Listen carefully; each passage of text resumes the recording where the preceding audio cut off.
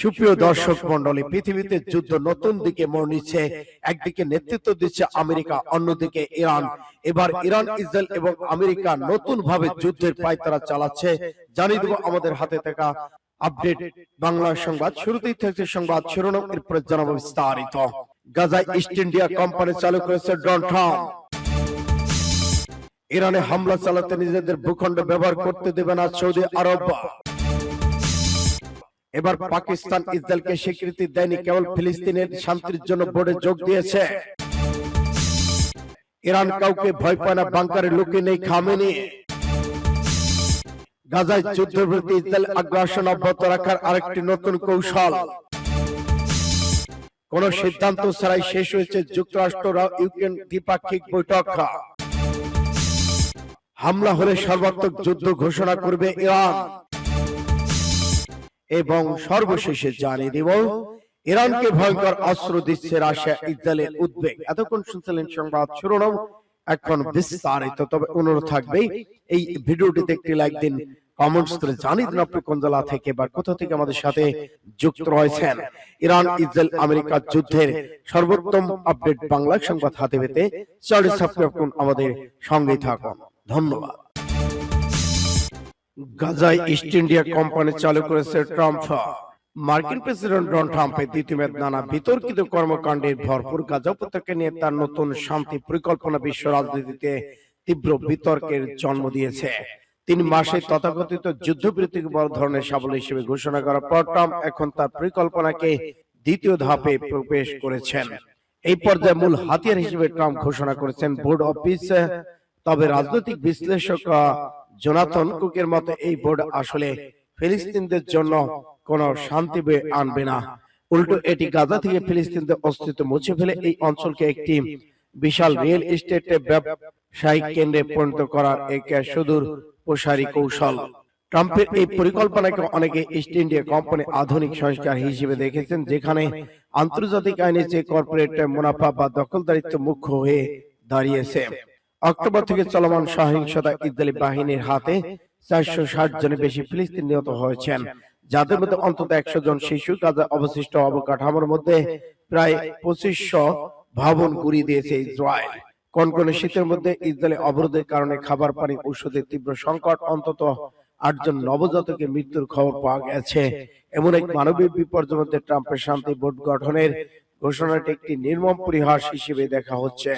মজার বিষয় হলো, এই শান্তি বোর্ডের সনদে গাজা বা ফিলিস্তিনের ভবিষ্যতের কথা সরাসরি উল্লেখ করা হয়নি, বরং এটিকে বিশ্বজুড়ে বিভিন্ন দ্বন্দ্ব নিরসনে একটি সাহসী নতুন পদ্ধতি হিসেবে প্রচার করা হয়েছে। ইরানে হামলা চালাতে নিজেদের ভূখণ্ড ব্যবহার করতে দেবে না আরব আমিরাত।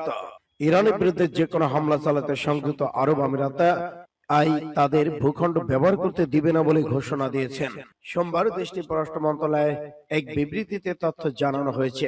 বিবৃতিতে আমিরাতের পররাষ্ট্র মন্ত্রণালয় বলেছেন, ইরানের বিরুদ্ধে কোন শত্রুতামূলক সামরিক কার্যক্রম নিজেদের আকাশ সীমা, ভূখণ্ড, জলসীমা ব্যবহার করতে না দেওয়ার বিষয়ে সংযুক্ত আরব আমিরাত তাদের অঙ্গীকার পূর্ণ ব্যক্ত করেছেন।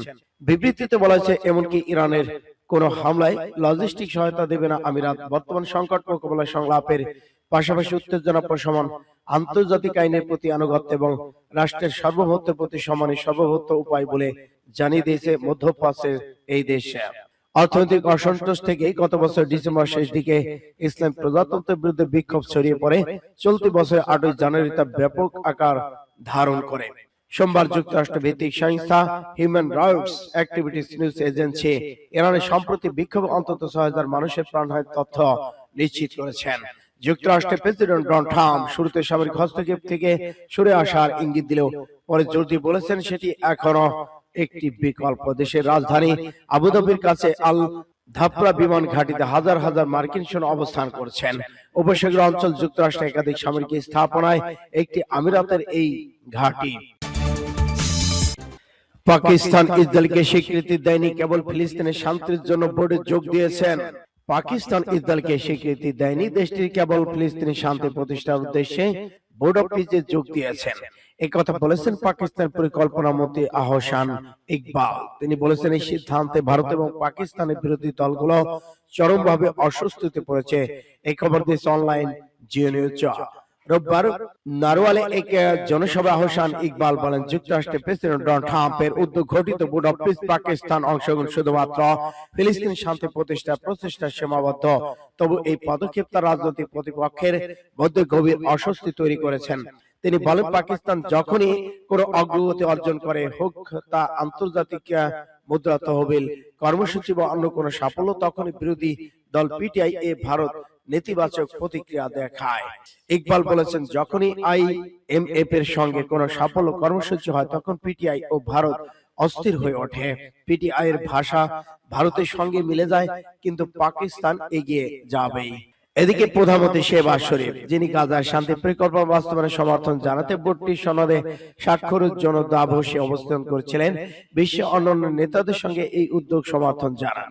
ট্রাম্প বৃহস্পতিবার বোর্ড অফ পিস চালু করেন, যার প্রাথমিক লক্ষ্য গাজার যুদ্ধবিরতির জোরদার করা। পাকিস্তান ছিল এই বোর্ডে যোগদানের জন্য আমন্ত্রিত দেশগুলোর একটি। সূত্র ফাস্ট টুডে। ইরান কাউকে ভয় পায় না, বাংকারে লুকিয়ে নেই খামেনি। ইরানের সর্বোচ্চ নেতা আয়াতুল্লাহ আলী খামেনি কোন বাংকারে লুকিয়ে নেই, বরং তিনি সম্পূর্ণ নিরাপদে আছেন এবং নিয়মিত রাষ্ট্রীয় কার্যক্রম পরিচালনা করেছেন। ভারতে নিযুক্ত ইরানের কনসাল জেনারেল সাইয়েদ রেজা মুশাইদ মতলব সম্প্রতি এনডিটি একান্ত সাক্ষাৎকারে এ তথ্য নিশ্চিত করেছেন। তিনি জানান, পশ্চিমা সংবাদ মাধ্যমগুলো খামেনিকে নিয়ে উদ্দেশ্যমূলক ভাবে গুজব ছড়াচ্ছে। বর্তমান পরিস্থিতিতে তার জন্য প্রয়োজন নিরাপত্তা নিশ্চিত করা হলেও তিনি কর্মকর্তাদের সঙ্গে নিয়মিত বৈঠক করেছেন। ইরান কোন বিদেশি শক্তিকে ভয় পায় না এবং যে কোনো আগ্রাসন মোকাবেলায় তেহরান এখনো পুরোপুরি প্রস্তুত রয়েছেন। সাক্ষাৎকারে মতলব দাবি করেছেন, ইরানের সম্প্রতি ঘটে যাওয়া সরকার বিরোধী বিক্ষোভের পেছনে বিদেশি গোয়েন্দা সংস্থাগুলোর হাত রয়েছে। তিনি জানান, বিক্ষোভ শুরু থেকে নিরাপত্তা বাহিনী যথেষ্ট ধৈর্য নমনীয়তা দেখিয়েছিলেন, কিন্তু যখন বিদেশি মদতপুষ্ট সন্ত্রাসী গোষ্ঠীগুলো নাশকতা শুরু করে, সাধারণ মানুষের জানমালের ক্ষতি করতে থাকে, তখন সরকারে কঠোর হতে বাধ্য হন। তার তথ্যমতে সম্প্রতি সহিংসতা ৩,১১৭ জন নিহত হয়েছেন, যার মধ্যে ২,৪২৭ জন বেসামরিক নাগরিক, নিরাপত্তা বাহিনীর সদস্য এবং ৬৯০ জন সশস্ত্র সন্ত্রাসী। গাজায় যুদ্ধবিরতি, ইসরায়েলি আগ্রাসন অব্যাহত রাখার আরেকটি কৌশল। ফিলিস্তিনি ভূখণ্ডে জাতিসংঘের মানবাধিকার একতরফা পরিচালক গাজায় ফিলিস্তিন বেসামরিক নাগরিকদের অব্যাহত হত্যাকাণ্ড সম্পর্কে সতর্ক করেছেন। ফিলিস্তিনি ভূখণ্ডে জাতিসংঘের মানবাধিকার দপ্তর পরিচালক অজিত সঙ্গে ফিলিস্তিনি বেসামরিক নাগরিকদের অব্যাহত হত্যাকাণ্ড সম্পর্কে সতর্ক করেছেন। বলেছেন, রক্তপাত বন্ধ করতে, মানবাধিকার পরিস্থিতি উন্নতি করতে এবং গাজা পুনর্গঠনের জন্য আন্তর্জাতিক সম্প্রদায়ের সমর্থন প্রয়োজন রয়েছে। গাজা নেটওয়ার্ক পিপলস অর্গানাইজ পরিচালিত আমজাদ আল সোয়া বলেছেন, এই এলাকা মানবিক পরিস্থিতি ক্রমশ জটিল এবং কঠিন হয়ে উঠেছে। কমপক্ষে ১৮০০-৫০০ মানুষকে জরুরিভাবে গাজার বাইরে চিকিৎসার জন্য স্থানান্তর করা প্রয়োজন। ফিলিস্তিনের অধিকার সুরক্ষার জন্য আন্তর্জাতিক কমিশন এর প্রধান সালাহ আব্দেল ওতি ইসরায়েলের হাতে তিনি সাংবাদিকদের শহীদ হওয়ার কথা উল্লেখ করে বলেছেন, তিনি সাংবাদিক শহীদ হওয়া থেকে বোঝা যায় যে যুদ্ধবিরতি চুক্তি বেসামরিক নাগরিকদের জন্য কোনো সুরক্ষা প্রদান করেনি, সরাসরি লক্ষ্যবস্তু আড়াল করা পরিণত হয়েছে। আব্দুল ওতি আর বলেছেন, গাজা বেসামরিক নাগরিক এবং সাংবাদিকদের উপর অব্যাহত লক্ষ্যবস্তু, জোরপূর্বক বাস্তুচ্যুতি এবং অবকাঠামো ধ্বংস, আন্তর্জাতিক নিরাপত্তার আড়ালে একাধিক উপায়ে পরিচালিত গণহত্যা স্পষ্ট হচ্ছে। কোন সিদ্ধান্ত ছাড়াই শেষ হচ্ছে যুক্তরাষ্ট্র রাশিয়া ইউক্রেন ত্রিপাক্ষিক বৈঠক। যুক্তরাষ্ট্রের মধ্যস্থতা রাশিয়া ইউক্রেনের মধ্যে শান্তি আলোচনায় উদ্যোগ নেওয়া হলেও কোন সিদ্ধান্ত ছাড়াই শেষ হয়েছে ত্রিপাক্ষিক বৈঠক। সংযুক্ত আরব আমিরাতের আবুধাবিতে টানা 2 দিন আলোচনা হলেও অগ্রগতি নেই ভূখণ্ড ইস্যুতে। রোববার এক প্রতিবেদনে মার্কিন সংবাদ মাধ্যম সিএনএন নিউজে তথ্য জানায়, আলোচনায় অংশ নেয় যুক্তরাষ্ট্র রাশিয়া ইউক্রেন প্রতিনিধিরা। বৈঠকের আগে ইউক্রেনের প্রধান মধ্যস্থতাকারী রুস্তম উমেরভভ জানান, যুদ্ধ বন্ধে শর্ত পরবর্তী যৌক্তিক ধাপে সরাসরি আলোচনা লক্ষ্য তাদের। 2 দিন আলোচনা হলেও কোনো সমঝোতায় পৌঁছাতে পারেনি পক্ষগুলো। মূলত ভূখণ্ডে মালিকানা প্রশ্নে অনার অবস্থান রয়েছে মস্কো এবং কিয়েভ। রাশিয়ার দাবি, ইউক্রেনের পূর্বাঞ্চলে শিল্প এলাকা দনবাস অঞ্চল থাকবে তাদের নিয়ন্ত্রণে, অন্যদিকে কোনো অবস্থানে ভূখণ্ড ছাড়তে রাজি নয় ইউক্রেন। বৈঠকে যুক্তরাষ্ট্রের পক্ষ থেকে আলোচনা অংশ নেন সাবেক প্রেসিডেন্ট ডোনাল্ড ট্রাম্পের জামাতা জেরেড কুশলার এবং বিশেষ দূত স্টিভ উইকফ। সংশ্লিষ্ট জানিয়েছেন আগামী সপ্তাহে দ্বিতীয় দফা বৈঠক হতে পারে, তবে প্রথম দফা আলোচনায় কোনো অগ্রগতি না থাকায় শান্তি উদ্যোগ কতটা কার্যকর হবে তা নিয়ে প্রশ্ন থেকেই যাচ্ছে। সূত্র ইন্ডিয়া টুডে।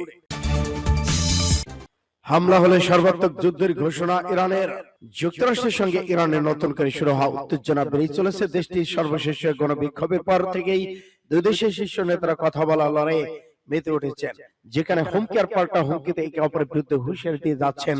যুক্তরাষ্ট্রের প্রেসিডেন্ট ডোনাল্ড ট্রাম্প বলেছেন, দেশটি নৌবাহিনীর রণতরী একটি বিশাল বহর পারস্য উপসাগরের দিকে এগিয়ে যাচ্ছে। ট্রাম্পের এমন ঘোষণা দেওয়ার পর করা প্রতিক্রিয়া জানিয়েছে ইরান। গত শুক্রবার দেশটির এক জ্যেষ্ঠ সরকারি কর্মকর্তা বলেছেন, যে কোনো ধরনের হামলাকে নিজেদের উপর সর্বাত্মক যুদ্ধ হিসেবে দেখবে ইরান।